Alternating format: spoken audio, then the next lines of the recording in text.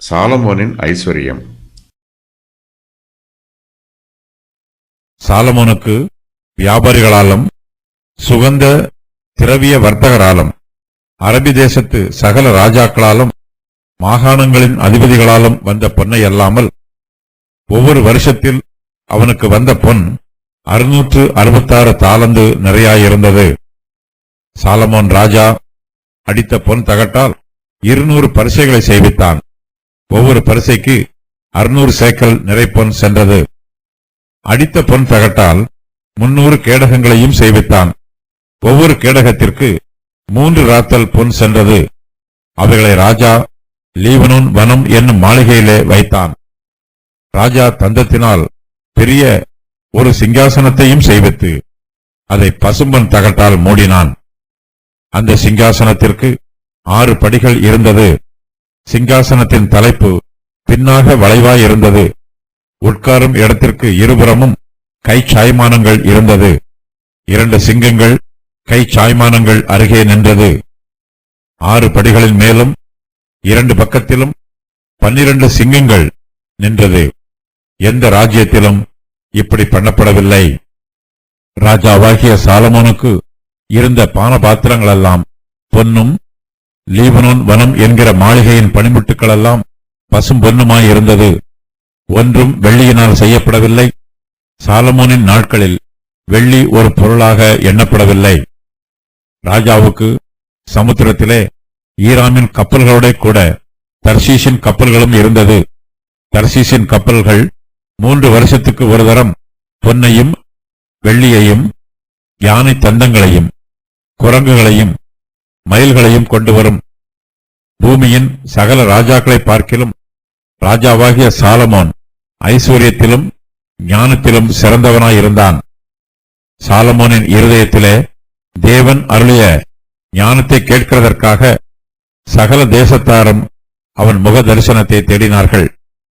வருஷா வருஷம் அவரவர் தங்கள் காணிக்கையாகிய வெள்ளி பாத்திரங்களையும் பொற்பாத்திரங்களையும் வஸ்திரங்களையும் ஆயுதங்களையும் கந்த வர்க்கங்களையும் குதிரைகளையும் கோவேர் கழுதைகளையும் கொண்டு வருவார்கள். சாலமோன் இரதங்களையும் குதிரை வீரரையும் சேர்த்தான். அவனுக்கு 1400 ரதங்கள் இருந்தது. 12000 குதிரை வீரரும் இருந்தார்கள்.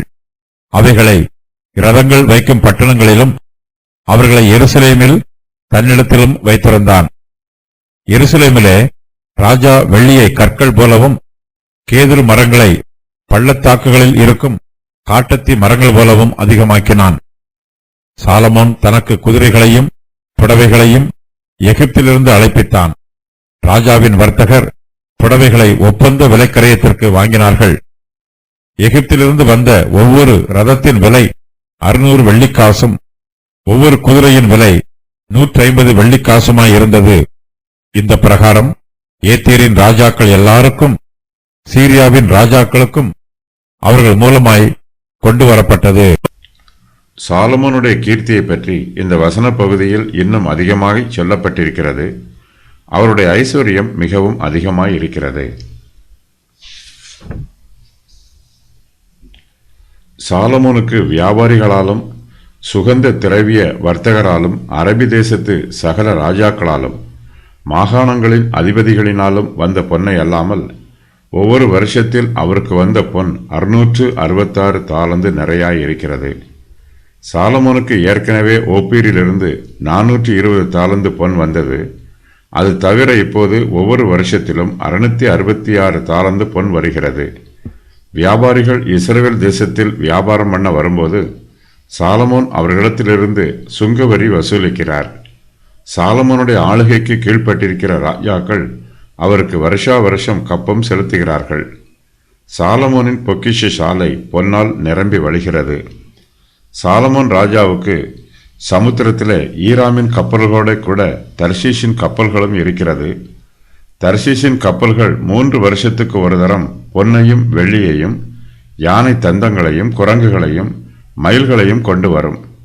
சாலமோனின் இருதயத்திலே தேவன் அருளிய ஞானத்தை கேட்கிறதற்காக சகல தேசத்தாரும் அவருடைய முக தரிசனத்தை தேடுகிறார்கள். வருஷா வருஷம் அவரவர் தங்கள் காணிக்கையாகிய வெள்ளி பாத்திரங்களையும் பொற்பாத்திரங்களையும் வஸ்திரங்களையும் ஆயுதங்களையும் கந்த வர்க்கங்களையும் குதிரைகளையும் கோவேறு கழுதைகளையும் கொண்டு வருகிறார்கள். சாலமோன் எகிப்து தேசத்தாரோடு வியாபாரம் பண்ணுகிறார். சாலமோன் தனக்கு குதிரைகளையும் புடவைகளையும் எகிப்திலிருந்து அழைப்பிக்கிறார். ராஜாவின் வர்த்தகர் புடவைகளை ஒப்பந்த விலை கிரயத்திற்கு வாங்குகிறார்கள். எகிப்திலிருந்து வந்த ஒவ்வொரு ரதத்தின் விலை 600 வெள்ளிக்காசும் ஒரு குதிரையின் விலை 150 வெள்ளிக்காசுமாய் இருக்கிறது. இந்த பிரகாரம் ஏத்தியரின் ராஜாக்கள் எல்லோருக்கும் சீரியாவின் ராஜாக்களுக்கும் அவர்கள் மூலமாய் கொண்டு வரப்படுகிறது. சாலமோனுக்கு ஒவ்வொரு வருஷமும் வருகிற பொன் 666 தாலந்து நிறையாய் இருக்கிறது. சாலமோன் இந்த பொன்னையெல்லாம் தன்னுடைய பொக்கிஷ சாலையில் சேகரித்து வைக்கிறார். கர்த்தருடைய ஆலயத்திற்கு தேவையான பரிசுத்தமான பணிமுட்டுகளை பொன்னால் செய்கிறார். சாலமோன் ராஜா அடித்த பொன் தகட்டால் 200 பரிசைகளை சேவிக்கிறார். ஒவ்வொரு பரிசைக்கு 600 சேக்கல் நிறை பொன் செல்கிறது. அடித்த பொன் தகட்டால் 300 கேடகங்களையும் சேவிக்கிறார். ஒவ்வொரு கேடகத்திற்கு 3 ராத்தல் பொன் செல்கிறது. சாலமோன் ராஜா அவைகளை லீபனோன் வனம் என்னும் மாளிகையிலே வைக்கிறார். பொன் தகட்டால் செய்யப்பட்ட பரிசைகளையும் கேடகங்களையும் யுத்த களத்திலே பயன்படுத்த முடியாது. இவையெல்லாம் சாலமோனுடைய பெயர் பிரஸ்தாபத்திற்காக செய்யப்பட்டிருக்கிறது. சாலமோன் ராஜபவனியாக வரும்போது அவருக்கு முன்பாக யுத்த வீரர்கள் பொன் பரிசைகளையும் பொன் கேடகங்களையும் ஏந்தி கொண்டு போவார்கள். சாலமோனின் ராஜபவனி ஆடம்பரமாயும் கம்பீரமாயும் இருக்கும். சாலமோன் தன்னுடைய பலத்தை யுத்தம் பண்ணுவதற்கு செலவு பண்ணவும் இல்லை. தேசத்தின் பாதுகாப்புக்காகவும் ஐஸ்வர்யங்களை பாதுகாப்பதற்காகவும் சாலமோன் தன்னுடைய பலத்தை செலவு பண்ணுகிறார். இதற்கு அடையாளமாக பொன் தகட்டால் பரிசைகளையும் கேடகங்களையும் செய்து லீபனோன் வனம் என்னும் மாளிகையில் வைக்கிறார். சாலமோன் ராஜா தந்தத்தினால் பெரிய சிங்காசனத்தையும் செய்வித்து அதை பொன் தகட்டால் மூடுகிறார். அந்த சிங்காசனத்திற்கு 6 படிகள் இருக்கிறது. சிங்காசனத்தின் தலைப்பு பின்னாக வளைந்திருக்கிறது. உட்காரும் இடத்திற்கு இருபுறமும் கை சாய்மானங்கள் இருக்கிறது. 2 சிங்கங்கள் கை சாய்மானங்கள் அருகே நிற்கிறது. 6 படிகளின் மேலும் 2 பக்கத்திலும் 12 சிங்கங்கள் நிற்கிறது. எந்த ராஜ்யத்திலும் இப்படி பண்ணப்படவில்லை. யானை தந்தம் விலையேற பெற்றது. சாலமோன் தந்தத்தினால் பெரிய சிங்காசனத்தை செய்கிறார். அவரிடத்தில் பொன்னும் ஏராளமாய் இருக்கிறது. தன்னிடத்தில் உள்ள பொன்னை என்ன செய்வது என்று சாலமோனுக்கு தெரியவில்லை. ஆகையினால் தந்தத்தினால் செய்யப்பட்ட பெரிய சிங்காசனத்தை பொன் தகட்டால் மூடுகிறார். ராஜாவாகிய சாலமோனுக்கு இருந்த பான பாத்திரங்கள் எல்லாம் பொன்னாய் இருக்கிறது. லீபனோன் வனம் என்கிற மாளிகையின் பனிமுட்டுகள் எல்லாம் பசும் பொன்னுமாய் இருக்கிறது. ஒன்றும் வெள்ளியினால் செய்யப்படவில்லை. சாலமோனின் நாட்களில் வெள்ளி ஒரு பொருளாக எண்ணப்படவில்லை. சாலமோனிடத்தில் பசும்பொன் ஏராளமாய் இருப்பதினால் அவருடைய ராஜ்யத்தில் வெள்ளிக்கு மதிப்பில்லாமல் போயிற்று. சாலமோனின் நாட்களில் வெள்ளி ஒரு பொருளாய் எண்ணப்படவில்லை. நம்மிடத்தில் பரலோகத்தின் ஞானமும் பரலோகத்தின் ஐஸ்வர்யமும் ஏராளமாய் இருக்கும்போது நாம் உலக பிரகாரமான ஞானத்திற்கும் உலக பிரகாரமான ஐஸ்வர்யத்திற்கும் முக்கியத்துவம் கொடுக்க மாட்டோம். பரலோகத்தின் ஞானம் பசும் பொன்னை விட மேலானது. கர்த்தருடைய கிருபை உலக பிரகாரமான ஐஸ்வர்யத்தை விட உன்னதமானது. சாலமோன் கர்த்தரிடத்தில் ஐஸ்வர்யத்தை கேட்கவில்லை. அவர் ஞானத்தையும் உணர்வுள்ள இருதயத்தையும் கேட்டார். கர்த்தரோ அவருக்கு ஞானத்தையும் கொடுத்தார், உணர்வுள்ள இருதயத்தையும் கொடுத்தார்.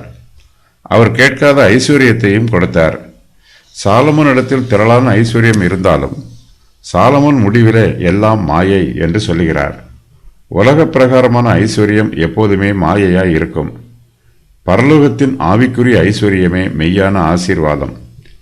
சாலமோனின் ஐஸ்வர்யங்களை பற்றிய விவரம் வருமாறு: 120 தாலந்து பொன், 420 தாலந்து பொன், 120 தாலந்து பொன், 200 பொன் பரிசைகள், ஒவ்வொரு பரிசைக்கும் 600 சேக்கல் பொன், 300 பொன் கேடகங்கள், ஒவ்வொரு கேடகத்திற்கும் 3 ராத்தல் பொன். இவை தவிர ராஜா தந்தத்தினால் பெரிய ஒரு சிங்காசனத்தையும் செய்வித்து அதை பசும் பொன் தகட்டால் மூடினார். அந்த சிங்காசனத்திற்கு 6 படிகள் இருந்தது. 2 சிங்கங்கள் கைச்சாமானங்கள் அருகே நின்றது. 6 படிகளின் மேலும் 2 பக்கத்திலும் 12 சிங்கங்கள் நின்றது. ராஜாவாகிய சாலமோனுக்கு இருந்த பானபாத்திரங்கள் எல்லாம் பொன்னும் லீபனோன் வனம் என்கிற மாளிகையின் பனிமுட்டுக்கள் எல்லாம் பசும் பொன்னுமாய் இருந்தது. ஒன்றும் வெள்ளியினால் செய்யப்படவில்லை. சாலமோனின் நாட்களில் வெள்ளி ஒரு பொருளாய் எண்ணப்படவில்லை. எருசலேமிலே ராஜா வெள்ளியை கற்கள் போலவும் கேதுரு மரங்களை பள்ளத்தாக்குகளில் இருக்கும் காட்டத்தி மரங்கள் போலவும் அதிகமாக்கினார். குதிரைகளை சேர்ப்பது நியாயப்பிரமாணத்திற்கு எதிரானது. சாலமோனின் வியாபாரிகள் மூலமாக எகிப்து தேசத்தில் இருந்து குதிரைகளும் ரதங்களும் சாலமோனிடம் கொண்டு வரப்படுகிறது.